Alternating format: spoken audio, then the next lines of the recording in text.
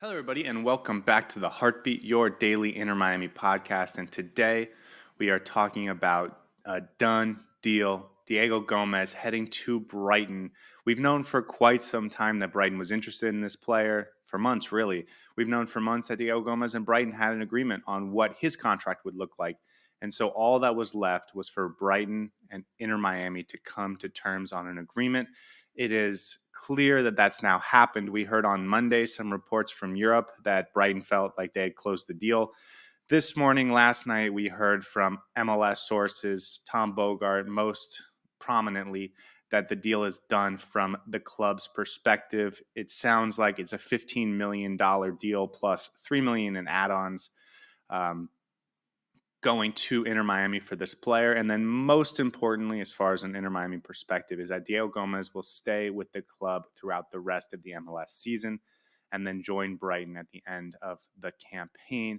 Huge news, and I want to get into that, and I want to get into what it means for Inter Miami, and I want to get into what this means for the rest of the season. But let's start with the deal. On Monday, Fabrizio Romano and other, European-based journalists mentioned or reported that the deal was done. They had quoted a figure in the 10 million euro range, 10 million pound range, up to 14 million pounds. Sounds like the higher range there is the accurate number, about 14 million pounds, which is right there in that 15 to 18 million dollar range when you make the conversion and then include the add-ons, right? So the reporting was good, but very little reporting from Monday from, again, the European side of transfer reporting from Brighton, from the European transfer experts that talked about whether he was going to stay until January or not. And I think this made a few people nervous, but ultimately, I don't think this was ever in question. I think it's relatively easy to say, hey, they're looking at this from the Brighton perspective. And from Brighton's perspective, sure, they may want the player right away. They may be happy to get the player in January, but they want the player for the next 5+ years. Inter Miami, if you're looking at it from Inter Miami's perspective, we knew Diego Gómez was going to go, whether it was to Brighton or West Ham or wherever. But the question was, is he going to stay until the end of the season? And so if you're coming at it from Inter Miami perspective, that was the big question. But if you're coming at it from a European Brighton perspective, it was just a matter of, can we get this deal across and can we get this player for the long term? So I think that was a little bit of the lack of communication, lack of reporting on that important will he stay until January question. And of course, once the MLS sources were informed about the plan, the deal, the conclusion of negotiations over the last 24 hours, that part was much more prominent in their reporting. And it turns out he is going to stay until the end of the season, which is phenomenal news for Inter Miami. I'm going to talk about the fit with Diego Gómez and Brighton, but before I do, I want to talk about Inter Miami's role in the larger transfer market, world transfer market. The MLS has not always been an active participant, and it's something they've really tried to improve on over the last decade and have gotten better.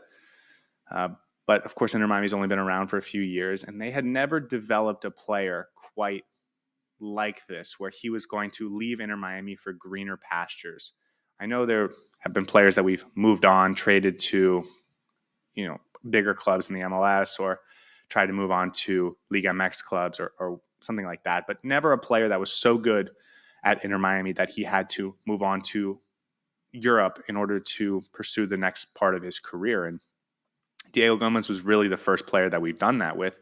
We've had a lot of U22 players or that style of player come in that we intended to groom into that version of a player that we could sell to Europe. And even back from our very first signings, guys like Christian Maykun and Matthias Pellegrini and Julian Carranza, all of these guys we intended to develop and send to Europe, and that was the plan, but it never really happened for those players in Miami.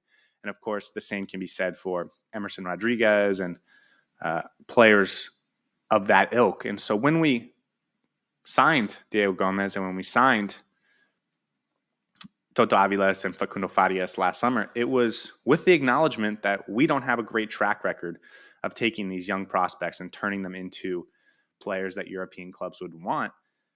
And they've now done that. And the proof of concept is there. And so it goes from sort of a bad track record to a really good track record because what they've done with Diego Gómez, and a large credit goes to Diego Gómez, of course, but a large, like what they've done with Gómez has been outstanding. One of the best examples in MLS history of a player coming to the league, developing, and then being sold on for a much bigger profit as a player with a much higher reputation than when he came to the club. The same thing is going to happen in the near future with Toto Aviles, with Federico Redondo, probably with Facundo Farias, Benjamin Kramaski, Ian Frey. The guys that are coming in on this roster that are young, maybe Yannick Bright, although fingers crossed that he's a 10-year veteran for Inter Miami. But again, this is going to be something that Inter Miami has to deal with, and it's really the first time they had to deal with it in this negotiation, and I think they absolutely nailed it. 18 million. Now, listen, I will say, when it was first reported that we got Diego Gómez, it was of the understanding that Libertad was going to keep a 50% sell-on clause. So if that is true and was reported accurately, Inter Miami will only get 7.5 to 9 million for this player, but still a really good chunk of change. And I think because Inter Miami and the Mas brothers don't need money to operate the club, the big high-end figure is better for our reputation, and that's the most important part of this. And so for Diego Gómez, it's a great number to attach to Diego Gómez as a player we bought for $2.5 million and we sold for $18 million. And even if all of the logistics and all of every dollar comes to Inter Miami or not, that's less important because we don't need that $18 million to go out and find a replacement, because the MLS roster rules already cap how much we can spend. And so it's not up to how much money the owners have, but how much money MLS will allow us to spend. So not only did they get a big transfer fee, a big number, great headline, they also are going to keep him until January. Diego Gómez is one of the most important players on this roster, and if you can keep him throughout this season where we're trying to win championships, it will be it's an incredible coup. I imagine one of the things that turned off a few clubs in England, like perhaps West Ham, and helped Brighton get this deal over the line is the fact that Brighton was willing to let him stay at Inter Miami for the rest of the season.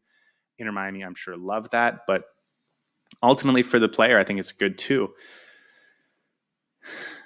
Again, Chris Henderson deserves all the credit. He gets a huge number, a great headline, and he gets to keep this player beyond the sell-on date, which would have been this summer. We keep him for the rest of the season, and hopefully we win another 1, 2, 3 trophies with Diego Gómez on the roster in the starting 11, because he's been so good and so impactful that he will help us do those things.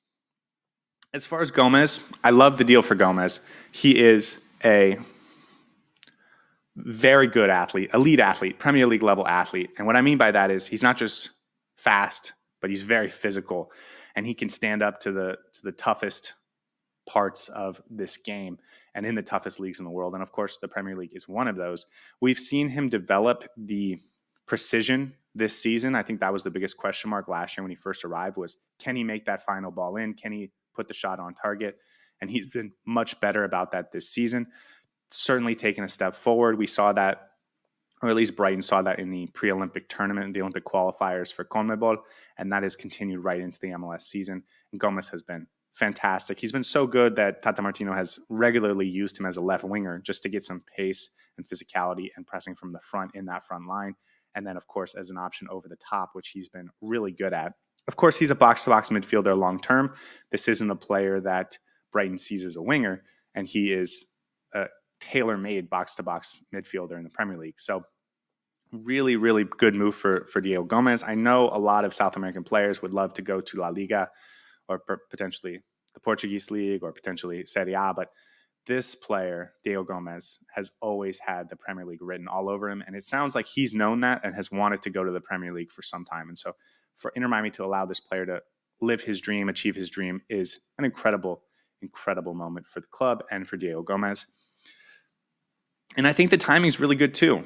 I don't know if Diego Gómez wanted to leave right now or as soon as his Olympic tournament is over, but he's going to stay in Miami, and I think this is going to benefit him long term, because we saw him come in the middle of the season last year and really struggle.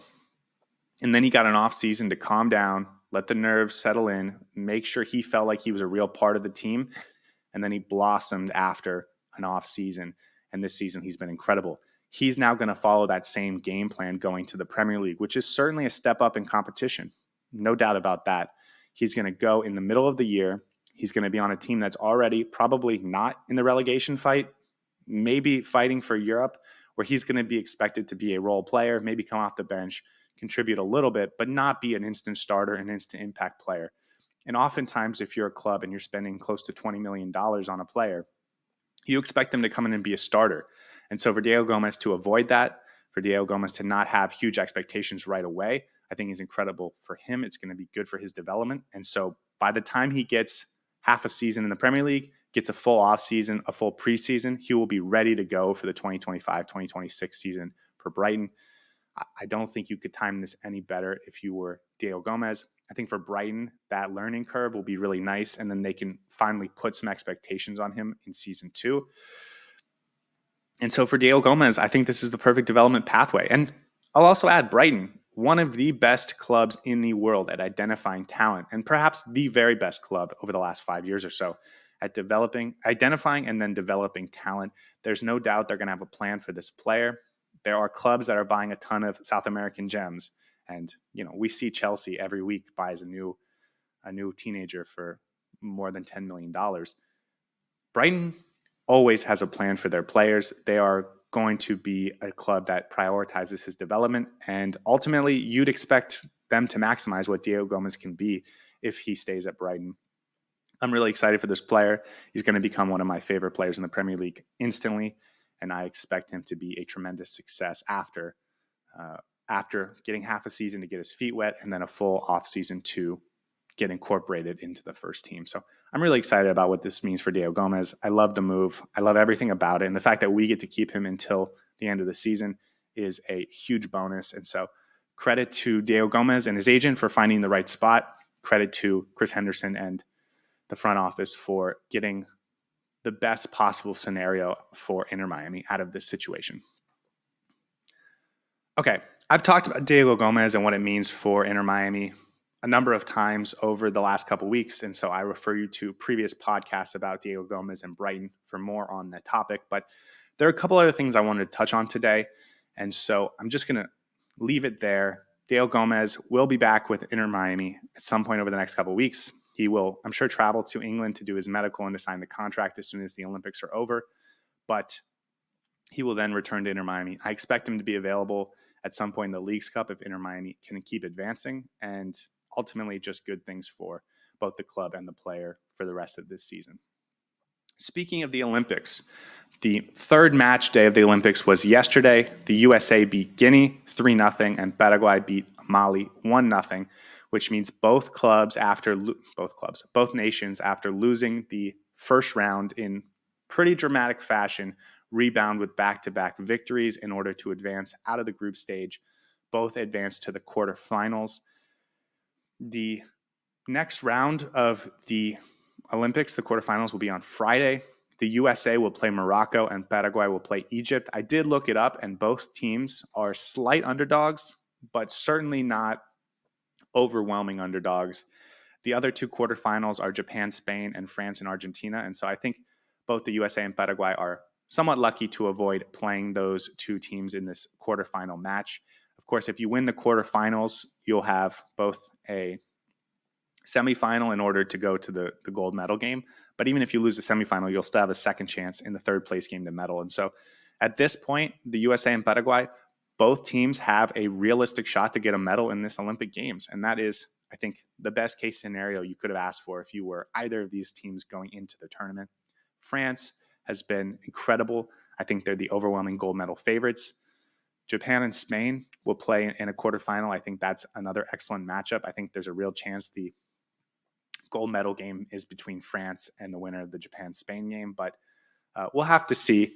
But ultimately, for our guys, they're still alive, they're still in it, and I think they got relatively good draws in the quarterfinals too. So possibly the two worst teams of the final 8, but still quality teams that have grown into the tournament. And so if they're going to do something, they've put themselves in a position to make a run for it.